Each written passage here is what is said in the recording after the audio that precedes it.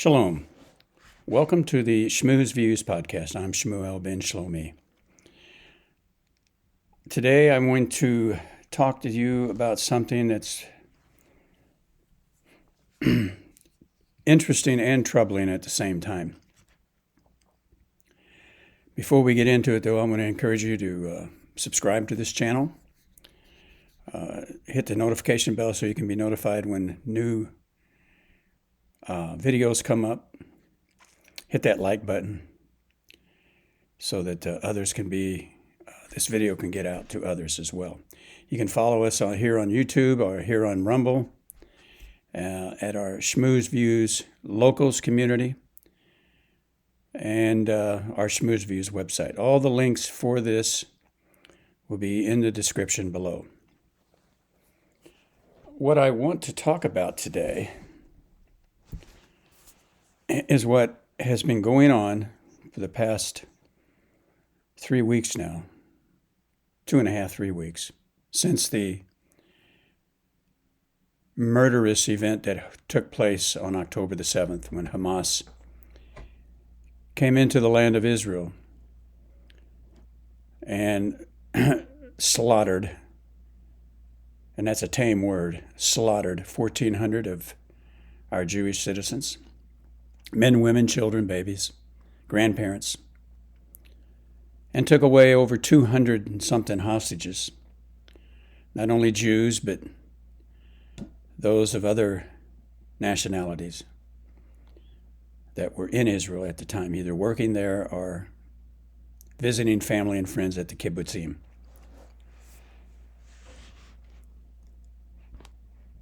That is terrible enough as it is. But what we have been witnessing over the last 2.5, 3 weeks is just startling and very troubling indeed. Within the first week of the destruction of the lives of Jewish lives and property by Hamas, a great worldwide support for Israel was voiced across the globe. But it didn't take long for that to change. As I stated in a previous video, we as Jews were not surprised by that. We're well aware of how short memory the world has, especially when it comes to Israel, the state of Israel, and the Jewish people. I mean, it's only been a little over 80 years since the Great Holocaust, where 6 million Jews died, were murdered, slaughtered, butchered by the Nazis. And here we are now, some 80 plus years later, witnessing the murdering and butchering of more Jews. And the outcry of the world now is not in support of Israel at all. The outcry of the world now is to remove the Jews from the land of Israel, and as the slogan goes, from the river to the sea. Well, that includes all of Israel, as it is currently established. That just isn't going to happen. You can shout that slogan all you want. But what I find greatly troubling, and something I thought I would never see in my lifetime. My parents and grandparents saw it, but I never thought I'd live to see it. I'm going on 75 years old, and I thought for sure I would never see this. I was born right after the end of the Holocaust, in that period. But here it is, raising its ugly head again.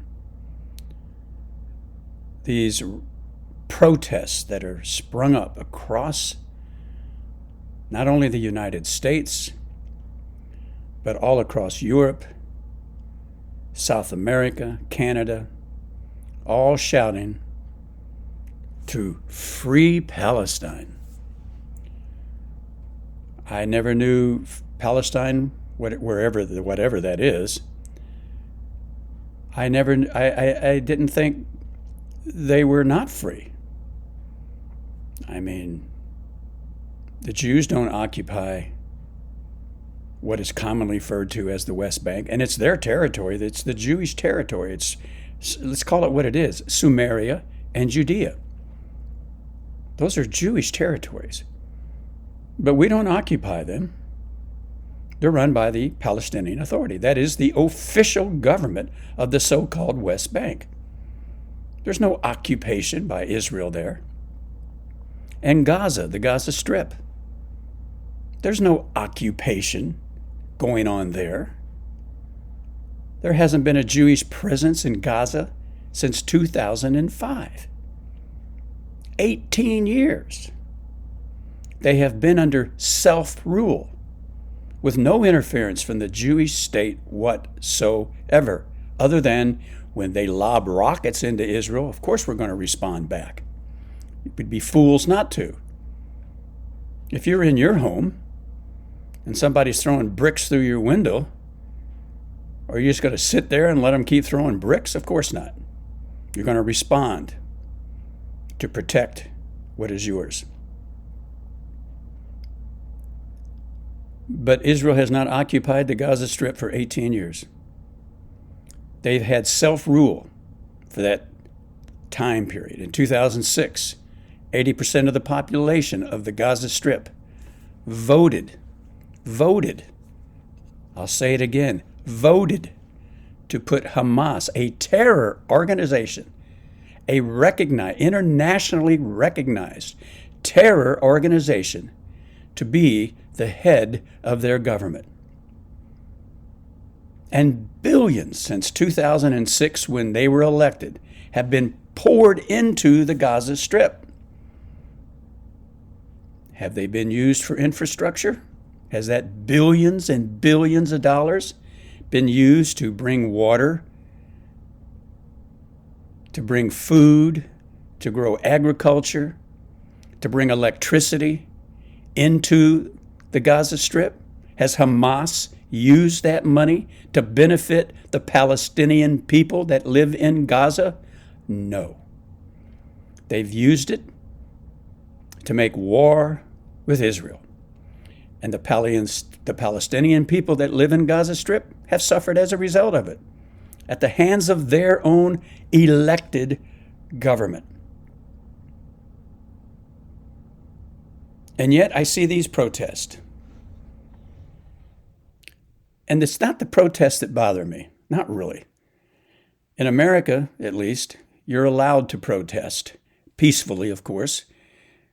But the First Amendment of the U.S. Constitution guarantees every citizen the right to protest, to make its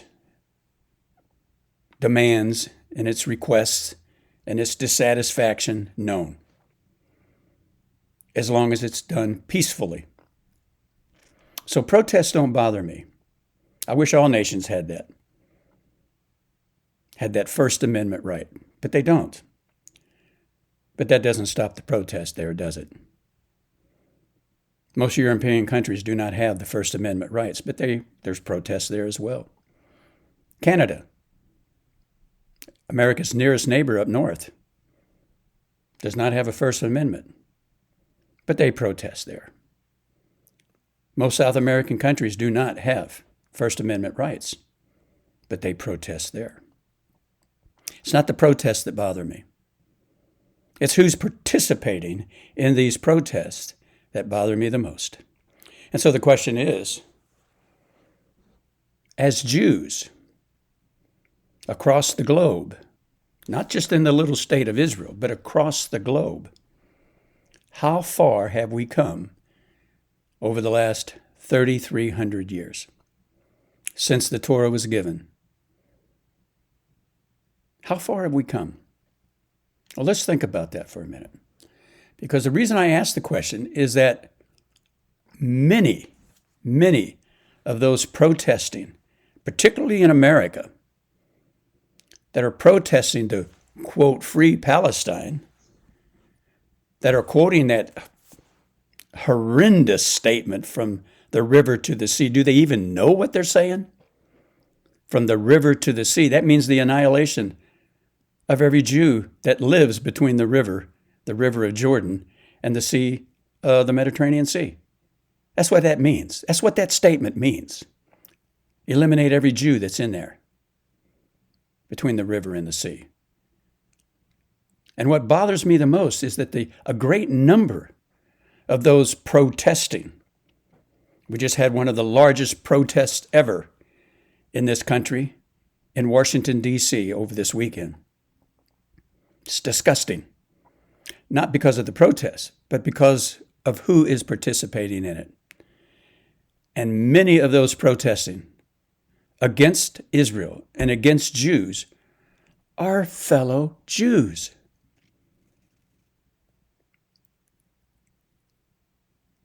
That is vile, and it is disgusting.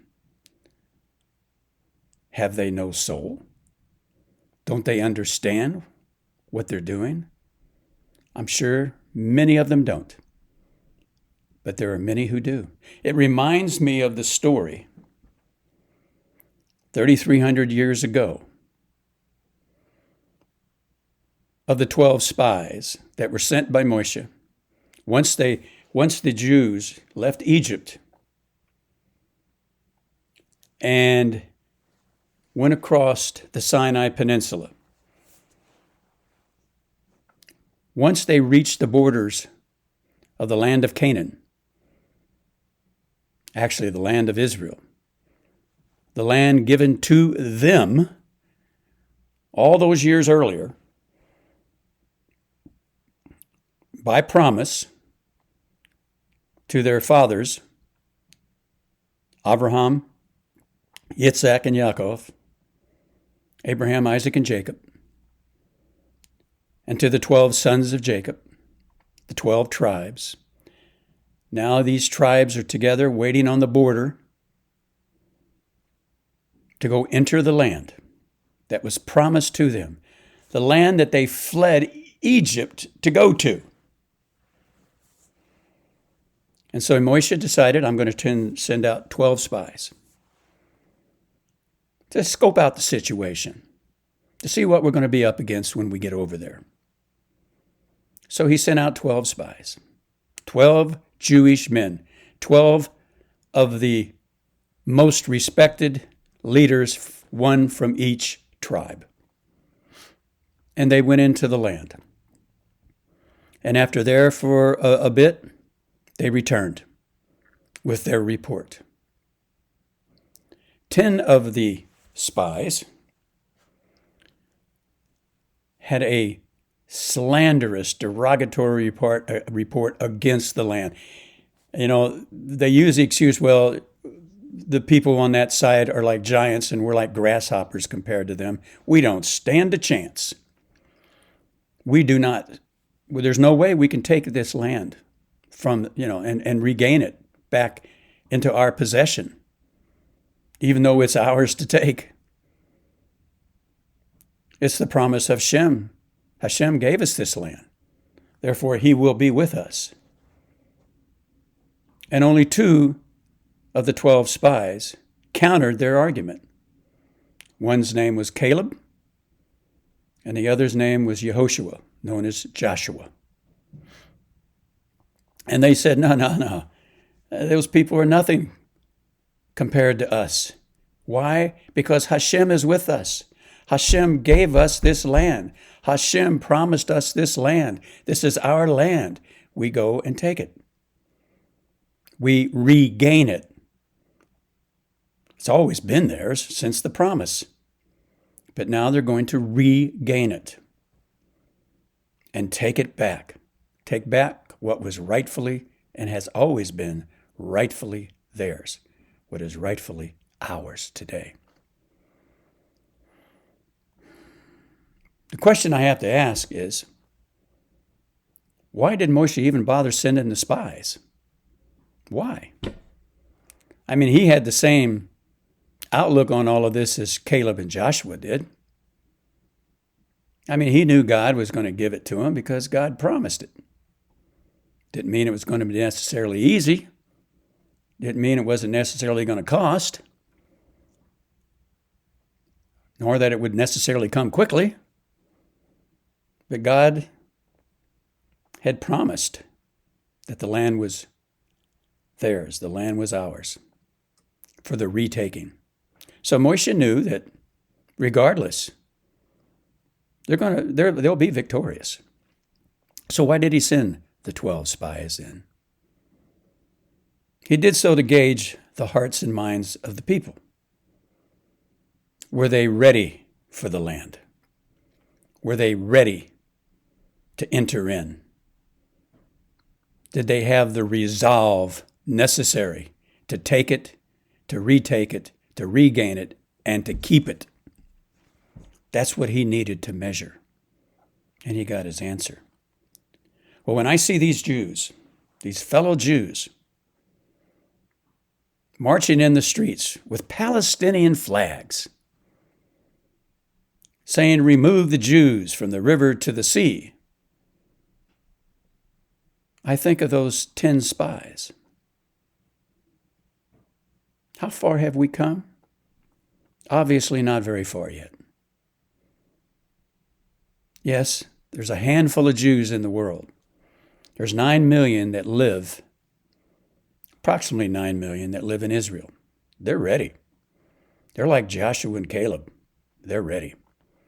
But you got another 11 or so million out in the diaspora, out in the rest of the world, crying and bemoaning. This land is not ours. We don't belong there.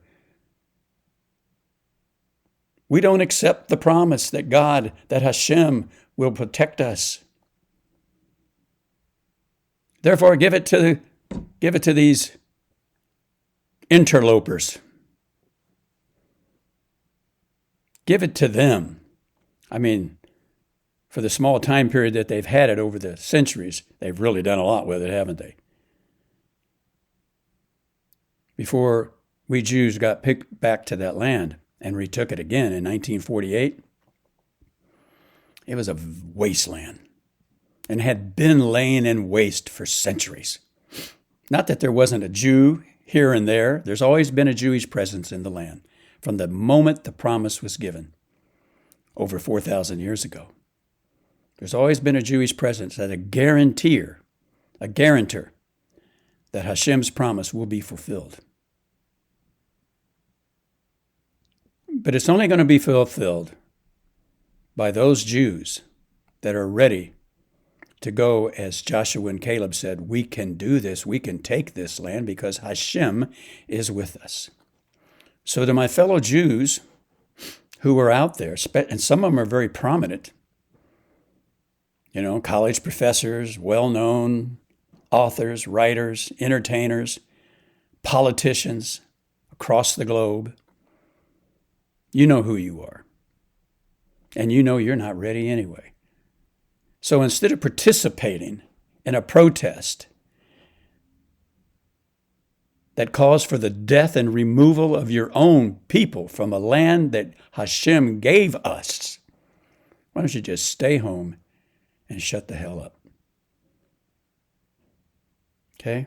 Don't be like the 10 spies. As a result of the 10 spies, the rest of the people listened to them and did not listen to Joshua and Caleb and Moshe. Didn't listen to them. So as a result, our forefathers were left wandering in the wilderness for 40 years until that generation passed away. And the younger generation was able to pick up the torch, follow Joshua, and go into the land. So my fellow Jews that are out there protesting, get your heads on straight. Get your hearts in the right place. Don't be like those 10 spies, those cowards, those people who, for whatever reason, whether it was false humility, saying, well, we're the generation of the golden calf, we don't deserve the land. Maybe they were saying that to themselves. We're not strong enough because we don't have the spiritual fortitude to do the job. Well, that may be the case for them, and that might be the case for you, but it's not the case for all of us. So if you want to join up with the enemy of the state of Israel, and march in their parades and march in their protests and march in their demonstrations and raise the enemy flag high above your head, you might as well just take your hand and just put up a Nazi salute. That's what you should do. Because that's how you're acting. Like a frickin' Nazi. Don't be like the 10 spies. Either get your act together or go home, sit in front of in your comfy chair and read a book, watch a movie. You have no right to be in those protests because you don't even know what the hell you're protesting about. Not really. And if you do, then you have been cut off from your people. Not a good place to be. Not a good place to be. Well, I've said what I had to say. And for those marching in those pro-Palestinian, pro-Hamas, anti-Israel, anti-Jew demonstrations, I'm telling you right now, you're on the wrong side of history.